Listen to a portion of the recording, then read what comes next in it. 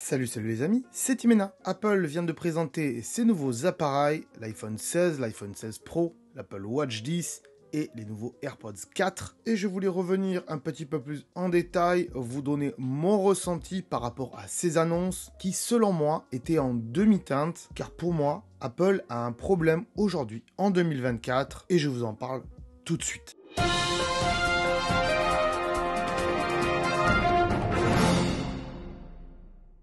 Donc on va revenir ensemble un petit peu plus en détail sur tous les produits qu'a présenté Apple et je vais vous donner mon ressenti. Je ne vais pas vous parler de toutes les fonctionnalités qui ont été annoncées, mais plutôt faire une espèce de critique de tout ce qu'a présenté Apple. Mais si vous voulez un résumé de toutes les annonces de ce qu'a présenté Apple, j'en ai fait une vidéo dédiée, un résumé en détail donc, et qui fait moins de 20 minutes. Allez la voir, le lien est en description et en suggestion à la fin de cette vidéo, si c'est pas déjà fait d'ailleurs. Bref, on commence par l'Apple Watch 10. Alors qu'est-ce qui va pas selon moi dans cette Apple Watch 10, eh bien, c'est de se dire, c'est les 10 ans de l'Apple Watch, il n'y a pas de changement de design. Voilà, ça fait 10 ans qu'Apple nous sert quasiment à la même Apple Watch chaque année. Chaque année, l'écran devient un petit peu plus grand. Cette fois-ci, l'Apple Watch devient un petit peu plus grande aussi, en plus de son écran. Elle fait quasiment la même taille que l'Apple Watch Ultra 2. Ultra 2, c'est pareil. Et du coup, on peut se poser la question, il faudra vérifier en magasin pour la regarder comme ça en Apple Store. Est-ce que cette Apple Watch 10, donc grand format, qui a donc la même taille qu'une Apple Watch Ultra, eh bien le petit modèle, est-ce qu'il aura le modèle de l'Apple Watch, par exemple 9, grand modèle de l'année dernière ? Je sais pas si vous me comprenez. Bref, ça sera à vérifier en magasin. En même temps, on peut regarder les tailles, on pourrait comparer. Comme à chaque fois qu'ils sortent une nouvelle Apple Watch avec un écran plus grand, ils y mettent des cadrans exclusifs. Je vois pas trop l'intérêt puisque de toute façon, on peut les avoir dans n'importe quel Apple Watch, ces écrans-là. C'est juste que, voilà, ils préfèrent les garder pour les nouvelles Apple Watch.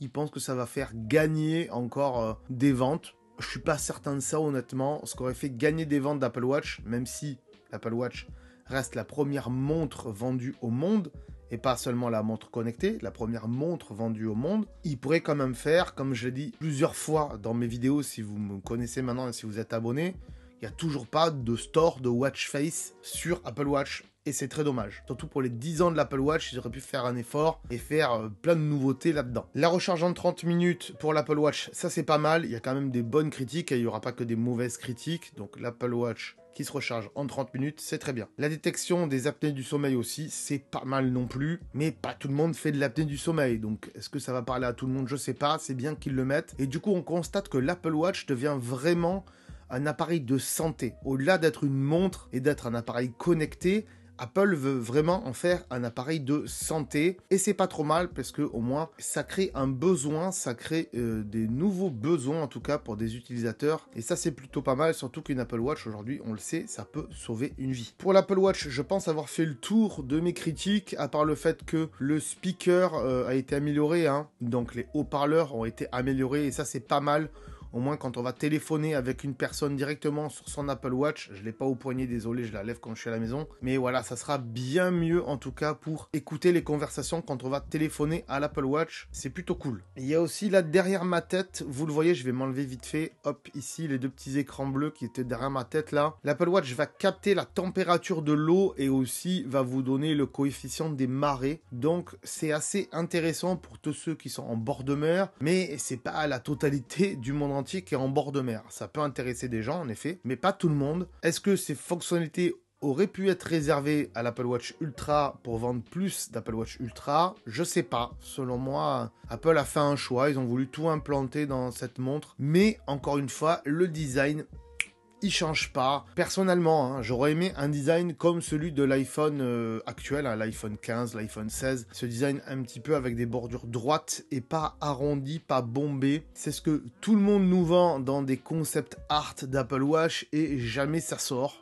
Voilà, c'est triste, mais j'ai l'impression que Apple ne veut pas changer de design sur cette Apple Watch. On reparlera du design à la fin de cette vidéo. Je vais pas revenir sur l'Apple Watch Ultra 2 en noir parce que ça servirait à rien d'en parler, c'est juste du noir, il n'y a rien de nouveau. Et du coup, on va passer aux AirPods. J'ai des choses à dire sur les AirPods. Donc déjà, petit nouveau design, mais qui ressemble à s'y méprendre aux AirPods 3, qui d'ailleurs ne sont plus en vente.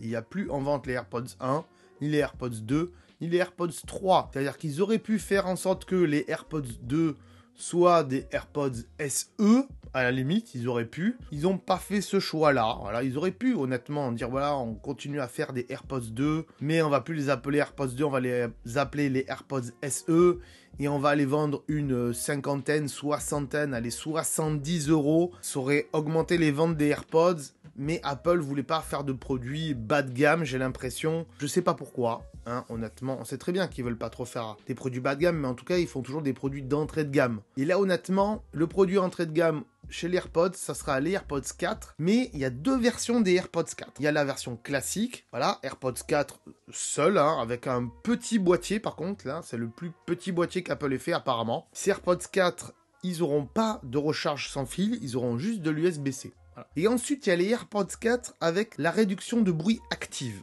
Et là, les enfants, ça veut dire que vous aurez aussi le boîtier de charge qui sera un petit peu plus grand, avec une meilleure autonomie donc de recharge, mais aussi la recharge sans fil. Et bien sûr, la réduction de bruit active. Donc en fait, ils n'ont pas fait de AirPods SE, mais ils ont fait des AirPods 4 simples, on va dire, et des AirPods 4 plus, on va dire, avec plus de choses à l'intérieur. Mais d'ailleurs, c'est bizarre, ils auraient dû les appeler les AirPods 4 plus. Alors au moins, on savait pourquoi c'était un petit peu plus cher. Bon. Ce qui est intéressant quand même dans ces AirPods, et là ça m'intéresse, c'est pas une mauvaise critique, c'est tout ce que va faire ces AirPods 4 qui étaient déjà apparus avec les AirPods Pro, hein, les intra-auriculaires donc, c'est le fait d'avoir Siri Intelligence et quand on dit oui ou quand on dit non, eh bien ça fait des fonctions, ça raccroche ou ça décroche, et le fait d'avoir les voix isolées, l'isolation de voix pour qu'on entende mieux les voix quand on a des petits problèmes d'oreille et de sourdité, ça peut arriver à pas mal de gens. Et aussi ce système, je sais plus comment ils l'ont appelé en français, mais l'Active Noise, qui permet, quand on va s'approcher d'une personne ou quand on va converser avec quelqu'un, à partir du moment où les AirPods vont entendre de la voix et que vous parlez avec quelqu'un, eh bien ça va baisser le son que vous avez dans les oreilles, la musique que vous avez dans les oreilles, et ça va augmenter le volume de la voix de celui qui vous parle et le vôtre également. Hey, Michelle. Can I get... And bring it back when you're done. You got it. Donc ça, c'est des belles nouveautés sur les AirPods. Honnêtement, là, je suis content de ces AirPods et je pense que je vais m'en prendre une petite boîte. On regrette juste une chose peut-être encore sur les AirPods, et ça aurait pu arriver avec les AirPods 4 plus, comme je vais les appeler, donc les plus chers, ceux qui sont à 200 €, hein. Là il y a marqué 179 $, mais c'est 200 € pour nous, c'est que en fait, sur ces AirPods, il n'y a pas d'écran tactile sur le boîtier en fait, voilà. Il y a d'autres concurrents, notamment des marques chinoises un peu low cost et tout, qui font ça, qui font des écrans tactiles sur les boîtiers pour pouvoir mettre play, pause, pour pouvoir faire différentes choses sur le boîtier. Et Apple aurait pu le faire, pourquoi pas. On aurait pu par exemple, pourquoi pas, décrocher, raccrocher un appel, ça aurait pu être intéressant. Sachant que donc la concurrence fait ça pour beaucoup moins cher aujourd'hui que le prix des AirPods 4. Donc c'est un peu tristoun de la part d'Apple. Est-ce qu'ils se sont dit on le fait pas parce que ça va rajouter de la complexité dans le boîtier, quoi que la concurrence peut le faire? Est-ce qu'ils l'ont pas fait parce qu'ils se sont dit le produit se suffit en lui-même comme ça et vous avez juste à appuyer sur la tige pour faire des actions ou parler à Siri pour faire des actions, vous n'avez pas besoin d'un écran tactile sur le boîtier. Je sais pas, mais bon. Moi, je trouve que ça aurait peut-être apporté quelque chose de plus, surtout sur une version qui est aussi chère à 200 €. Vite fait, on parle des AirPods Max. Pas de nouveauté à part les couleurs, quoi. Voilà, Apple s'est dit, pas de nouveauté à part les couleurs et l'USB-C. Voilà, c'est tout. Il n'y a rien d'autre, quoi. Il n'y a pas de prise jack. Ça aurait pu être intéressant, surtout que c'est un casque qui est fait pour les audiophiles. Et les audiophiles, ils aiment bien écouter du son souvent en jack, il y a une meilleure qualité sonore qu'avec le Bluetooth, mais voilà, pas de redesign, pas de nouvelle pochette, une pochette de recharge, pourquoi pas, que tout le monde attendait, non, donc voilà, faut voir ce que ça donnera avec le temps, ces AirPods Max, je les ai testés en magasin, c'est assez bluffant en termes de réduction de bruit et tout ça, mais honnêtement, en termes de design, je trouve pas ça très joli, on dirait qu'on a des macarons sur la tête, donc bof, voilà, personnellement, je suis pas la cible en tout cas de ce produit-là. C'est un produit qui est très bien fini, mais c'est vraiment pour les audiophiles qui sont dans l'écosystème Apple. Vite fait, je vais vous parler des AirPods Pro qui ont une nouvelle fonctionnalité, à savoir un test auditif pour savoir si vous avez des problèmes de sourdité ou pas. Ma petite critique là-dessus, c'est que pas tout le monde va faire des tests auditifs tous les 4 matins. En fait, je sais pas, quand on fait un test auditif, c'est peut-être pour les 6 mois, tous les ans, tous les 2 ans, je sais rien. Je suis pas ORL, mais bon bref. Donc c'est bien qu'il l'ait mis.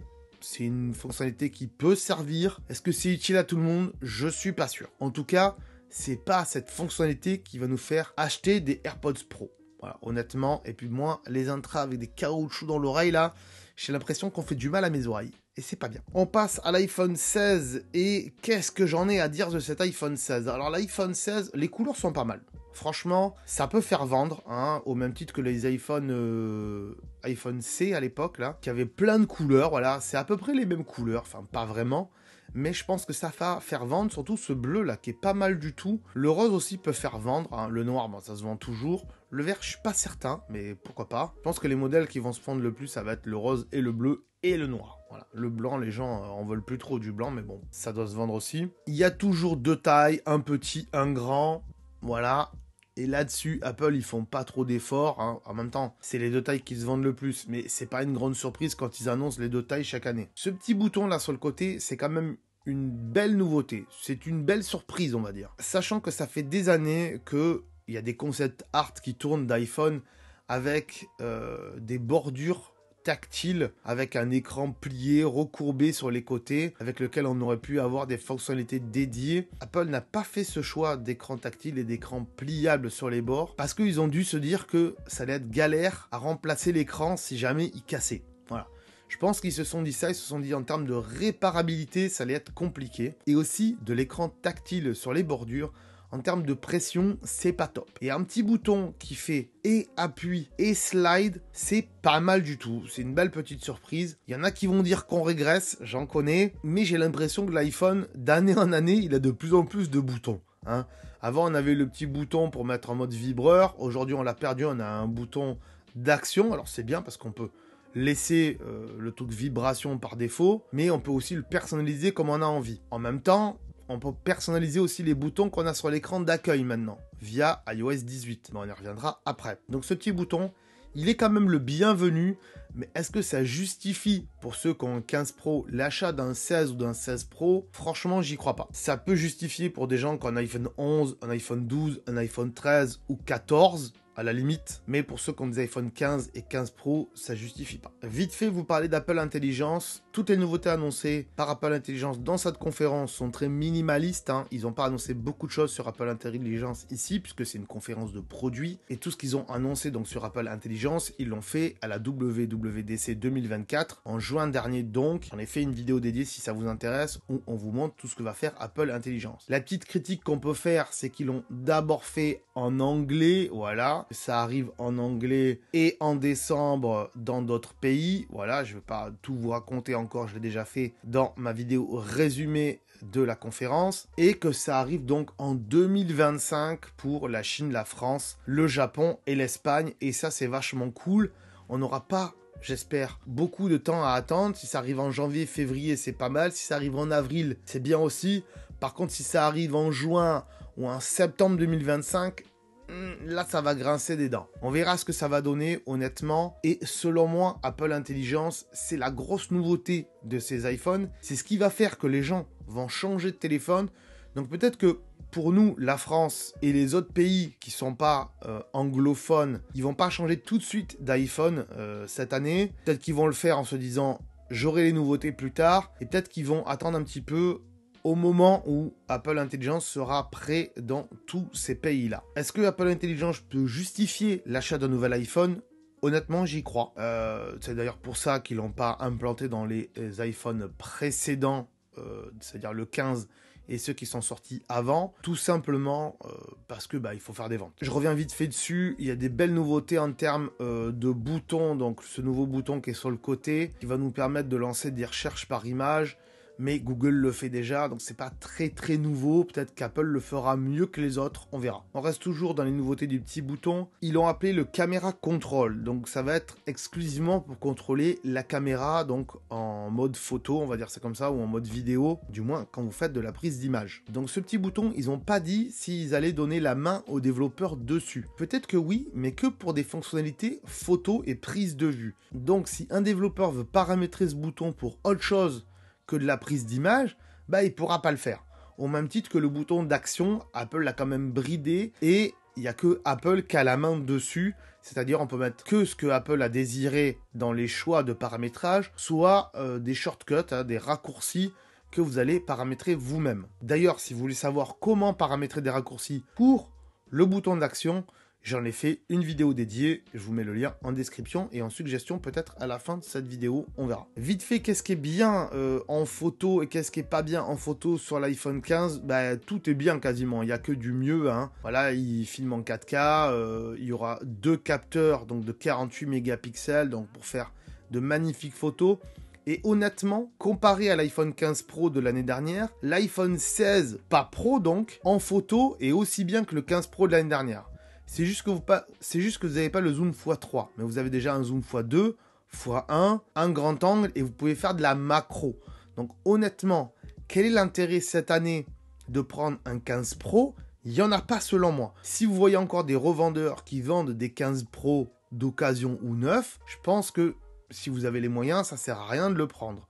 Prenez un 16, c'est beaucoup mieux. Si vous avez encore plus les moyens, prenez un 16 Pro bien sûr. Mais voilà, le 16 cette année, honnêtement, c'est le 15 Pro de l'année dernière, sauf qu'il manque un objectif. Mais c'est pas très dérangeant si vous prenez le petit modèle parce que vous allez juste manquer du zoom x3. Pourquoi je vous dis de pas prendre le 15 Pro de l'année dernière ? Tout simplement parce que le 16, il a déjà 2 capteurs 48 mégapixels. Et ça, c'est génial. Même dans le 15 Pro, il n'y avait pas 2 capteurs 48 mégapixels, il n'y en avait qu'un seul. Et vous aurez en plus le bouton caméra contrôle. Donc ça, c'est plus avantageux. Et après, vous aurez aussi la macro. Ça change pas.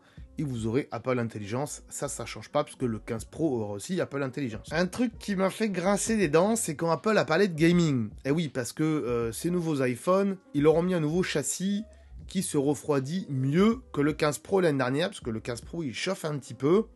Et donc du coup pour les jeux vidéo, ça chauffera moins et on pourra faire tourner pas mal de jeux AAA sur les iPhones et sur les iPads aussi, j'ai envie de dire, notamment les Resident Evil, donc Resident Evil 4, Resident Evil Village, Resident Evil 7, 8, tout ce que vous voulez, tous les Resident Evil qui sont pas sortis encore, voilà, même Resident Evil 2 apparemment. Ça fera tourner aussi Assassin's Creed Mirage et le prochain Assassin's Creed qui va sortir. Death Stranding aussi, mais honnêtement, à part les extra fans de ce jeu et plein d'autres jeux également. Ce qui m'embête avec ça, c'est que Apple n'a pas fait d'annonce sur Apple TV. Alors, est-ce que c'est pas le moment et est-ce qu'ils le feront en octobre en même temps qu'ils vont présenter les nouveaux iPads ? J'y pense fortement et je l'espère. Mais je trouve ça tristoun qu'ils aient pas parlé d'Apple TV. Pourquoi ? Si vous me suivez, je vais peut-être me répéter puisque je l'ai déjà dit, mais selon moi, il faut qu'ils sortent une Apple TV avec une puce M2 à l'intérieur, voire M3 ou M4, ce qui ferait que, voire même avec des puces d'iPhone, hein, les 18 ou les 18 Pro actuels, ce qui ferait que,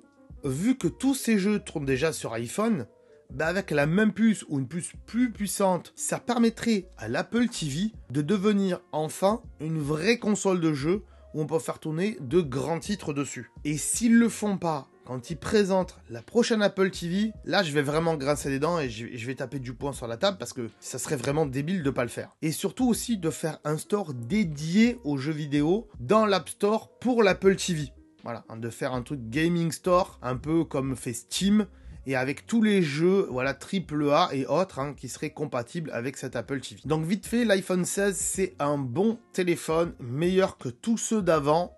Donc honnêtement, si vous avez les moyens, ça sert à rien de prendre des modèles en dessous de l'iPhone 16, mais on y reviendra après. Vite fait, je reviens sur le prix de ces iPhones et sur la capacité de stockage surtout. 128 Go en 2024, même si la cible de ces iPhones, ça va pas forcément être des gens qui vont prendre un Pro et qui ont besoin de gros moyens en termes de capacité de stockage. Moi, je connais des gens autour de moi qui n'ont pas des iPhone Pro et qui ont que 128 Go et qui sont déjà saturés en termes de photos et de vidéos.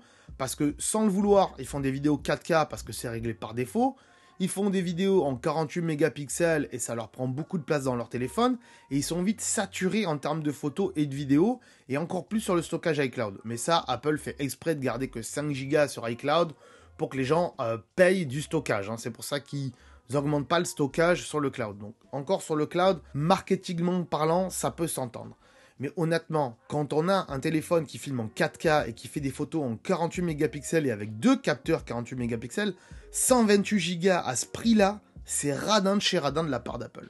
Honnêtement, je comprends pas pourquoi. Ils pourraient mettre du 256 Go. Aujourd'hui, les gigas, ça coûte plus grand chose. Donc, c'est vraiment pas bien de leur part, honnêtement. Et ça va être pire, on en parlera après, avec le modèle Pro. Donc, 256, ça aurait été un minimum, selon moi, sur les 16 et 16 Plus. L'iPhone 16 Pro, bon, c'est un bon téléphone aussi. Hein. L'écran est un tout petit peu plus grand que le 16, tout simplement parce qu'ils ont agrandi les bordures, ils ont poussé vraiment les bordures pour mettre un petit peu plus d'écran. Ça doit être sympa en main, faut tester. Mais quand on a un 15 Pro comme moi, je pense que ça vaut pas le coup de changer, juste pour un petit bouton sur le côté et des meilleurs capteurs photo. À part si vraiment on fait de la photo tous les jours avec son iPhone et qu'on en fait son métier, mais honnêtement, les seules belles nouveautés sur ce 16 Pro comparé au 15 Pro de l'année dernière, c'est les caméras. Voilà, il y a enfin 2 caméras 48 mégapixels, ça c'est cool. En même temps, si le 16 il a et que le 16 Pro l'a pas, c'est triste. Et la meilleure des choses, c'est ceci, c'est-à-dire le téléobjectif qui aura un zoom x5, donc qui équivaut à un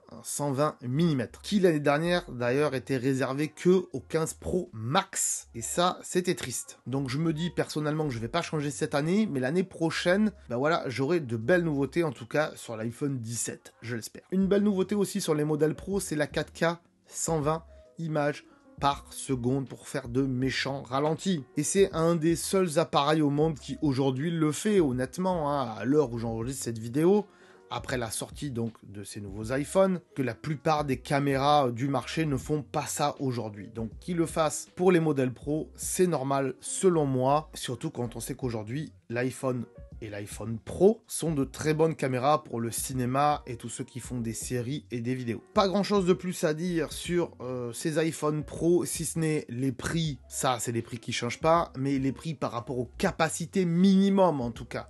C'est surtout ça. Vous voyez que le petit modèle, il a 128 Go et le gros modèle, il démarre à 256 Go. Pourquoi? J'ai envie de dire pourquoi.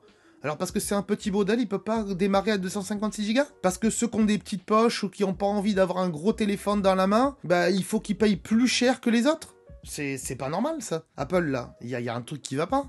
Et même j'ai envie de dire, sur un iPhone Pro, 512 Go, c'est un minimum. Et après, vous mettez 1 Tera, 2 Tera. Mais qu'est-ce que c'est que ce 128 Go là? C'est quoi ce délire? Ils prennent les gens pour des cons là, honnêtement. Bon après, ça fait des années qu'ils prennent des gens pour des cons, ça on le sait plus ou moins. Mais là, c'est pire de chez pire. Et c'est là où je veux en venir en fait. Je veux en venir au fait que, et ça risque d'être une grosse conclusion de cette vidéo, c'est que les grosses nouveautés de ces iPhones, c'est avant tout iOS 18 et Apple Intelligence qui va arriver plus ou moins vite, tout dépend le pays dans lequel vous êtes. iOS 18, c'est donc la grosse nouveauté de ces iPhones, et d'ailleurs j'en ai fait plusieurs vidéos que je sortirai tout au long de la semaine à venir, avec des vidéos dédiées pour chaque nouveauté que je trouve les plus intéressantes à vous montrer. Mais au-delà de cela, qu'est-ce qui change pas chez Apple? C'est le design des iPhones. Regardez ça, depuis... À part l'iPhone SE, et encore, j'arrive pas très bien à voir, l'iPhone SE a encore un design d'iPhone 11, on va dire ça comme ça. Je sais même plus quelle gueule il a en façade, l'iPhone SE. Est-ce qu'il a encore un bouton? Je sais même plus, honnêtement, tellement tout le monde s'en fout de l'iPhone SE. Mais regardez ça, depuis le 12, en fait, bon, il n'y a pas le 12 marqué là, mais depuis le 12, donc 12, 13, 14, 15, 16... et je parle pas des pros, c'est toujours le même design. Il n'y a rien qui change, à part que c'est peut-être un petit peu plus fin, ou que l'écran a un petit peu agrandi parce qu'on a poussé les bordures au maximum. Mais sinon, il n'y a pas de design qui change. Ça fait 5 ans qu'ils n'ont pas changé de design sur les iPhones. Et même sur les Apple Watch, j'ai envie de dire. Mais j'en ai déjà parlé tout à l'heure. Depuis que Johnny Ive est parti, hein, l'ancien chef design chez Apple, bah le design chez Apple, il n'existe plus. Et même sur les Mac et les iPads, c'est les mêmes designs. Alors c'est bien, il y a au moins, quand même, entre les iPads et les iPhones, il y a quand même une similitude de design. Ça, c'est pas mal. Par contre, avec l'Apple Watch, il n'y a pas une similitude de design. Et avec les Mac, c'est kiff-kiff, ça dépend quel Mac. Et donc, je trouve que d'année en année, en termes de design, Apple, il se renouvelle pas. Et je trouve ça triste. Ils ont fait ça parce qu'ils se sont dit, bon, bah, le design, voilà, il est bien comme ça, et on estime que c'est un design que tout le monde aime, et voilà. Mais du coup, bah, personne change de téléphone, en fait. Il y a moins, je pense, enfin, j'en sais rien. Maintenant, les ventes se font, donc c'est pas forcément le design qui change. Mais je trouve ça triste qu'il n'y ait pas de nouveauté en termes de design. Quand j'ai regardé la conférence et que j'ai vu l'Apple Watch 10, je me suis dit, waouh, ils ont encore pas changé de design, super. Mais peut-être qu'ils vont nous sortir une deuxième Apple Watch. Peut-être une Apple Watch X, comme on avait pour l'iPhone, avec un nouveau design, en disant voilà, il y a l'Apple Watch 10, il y a l'Apple Watch X, ça aurait fait doublon, mais pourquoi pas, avec un nouveau design, et donc on aurait 3 modèles d'Apple Watch, on va dire la 10, la X et l'Apple Watch Ultra, voilà, et on aurait fait 3 designs de montres, et peut-être que l'année d'après, on aurait effacé le design de l'Apple Watch 10, j'en sais rien. Mais voilà, je trouve ça triste qu'en termes de design, il ne change pas grand-chose d'année en année. Et donc c'est pour ça que je vous dis que cette conférence est en demi-teinte, parce que selon moi, Apple ne se renouvelle pas sur certaines choses. Et chaque année, c'est le même schéma en fait. Chaque année, il n'y a pas de grande surprise. À part, bon là, les AirPods qui ont vraiment des fonctionnalités intéressantes selon moi. Mais sinon, en termes de design, il n'y a rien qui change. En termes de produits, il n'y a pas grand-chose qui change d'année en année. On sait ce qu'on va avoir, quoi. On va avoir un iPhone 16, 17, 18, avec un Pro à chaque fois, un grand, un petit. Voilà, il n'y a rien qui change. Les mini les ont arrêtés parce qu'ils les vendaient pas. Les Apple Watch, bah c'est pareil, c'est 8, 9, 10, 11, 12, 13, 14. Il n'y a plus de surprise, en fait. Il n'y a plus de réelle surprise chez Apple. À part Apple Intelligence, à part le Vision Pro, qui est vraiment un appareil technologiquement extraordinaire, ce qui fait, après, c'est autre chose. Mais en termes de technologie, à l'intérieur, c'est vraiment extraordinaire. Mais il n'y a plus de réelle surprise chez Apple. Honnêtement, ça présage pas de bonnes choses pour le futur. Et je pense que... ah là là, je sais pas ce qu'ils vont nous faire, mais ça risque d'être moyen. Il n'y a même pas une bague. Même pas une bague. Tous les autres ont sorti une bague. Samsung a sorti une bague. Apple a même pas fait de bague. C'est fou, quoi. Une bague connectée, j'entends par là. Ils auraient pu faire un One More Fix et boum, on vous sort une bague. Ou boum, on vous sort des lunettes, un peu comme Meta avec Ray-Ban, là. Ça aurait peut-être été intéressant. Mais il n'y a pas de nouveau produit vraiment transcendant, pas trop cher, qui donne envie d'acheter quelque chose. Et c'est triste parce que ça se renouvelle pas des masses. Voilà mon ressenti après cette conférence Apple. Si vous ressentez la même chose, hein, marquez-le dans les commentaires. Soyez courtois, hein, n'insultez pas trop, bien sûr. Du moins, ne soyez pas virulent. Si vous avez des questions aussi, vous pouvez me les marquer en commentaire. J'essaierai d'y répondre. Et si vous vous posez la question, quel iPhone est fait pour moi cette année? Quel Apple Watch est fait pour moi cette année? Et pourquoi pas quel iPad ou quel Mac est fait pour moi? Eh bien, j'en ai fait des vidéos dédiées. Je vous mets une playlist en description et peut-être aussi à la fin de cette vidéo, je sais pas parce que j'ai pas la place de tout mettre. Voilà les amis, j'espère que cette vidéo critique vous aura plu. Un petit peu un ressenti à chaud de cette keynote et je vous dis à très bientôt. Abonnez-vous bien sûr. Ciao, bye bye. Si tu veux en savoir plus sur ce sujet, alors je te conseille de regarder les vidéos qui s'affichent ici. Et bien sûr, si c'est pas déjà fait, pense à t'abonner pour ne pas louper mes futures vidéos qui pourraient fortement t'intéresser. Pense également à aller voir ma chaîne secondaire. Il y a potentiellement des vidéos qui pourraient t'intéresser. Allez, on se dit à très bientôt. Salut!